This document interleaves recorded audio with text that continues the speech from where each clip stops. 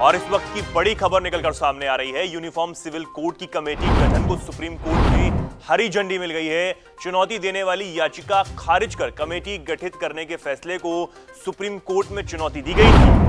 CGI D Y Chandrachud की पीठ कर रही थी सुनवाई। इस वक्त सुप्रीम कोर्ट से बड़ी खबर निकलकर सामने आ रही है।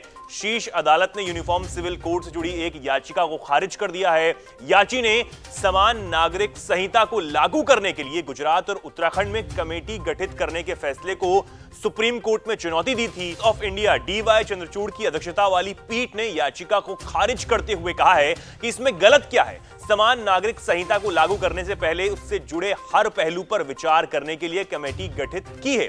सुप्रीम कोर्ट में समान नागरिक संहिता को लागू करने के लिए गुजरात और उत्तराखंड में कमेटी गठित करने के फैसले को सुप्रीम कोर्ट में चुनौती दी गई थी।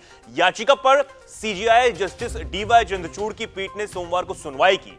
सीजीआई चंद्रचूड़ ने याची के वकील से पूछा कि इसमें गलत क्या।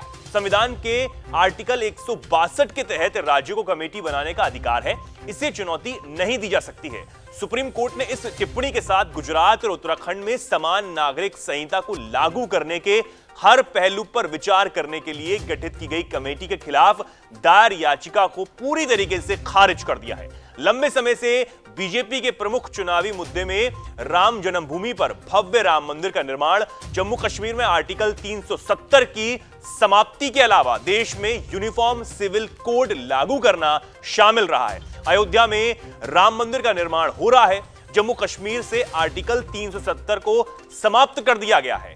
अब यूसीसी यानी कि यूनिफॉर्म सिविल कोड का मुद्दा ही बचा रह गया है। बीजेपी इसके पक्ष में रह रही है।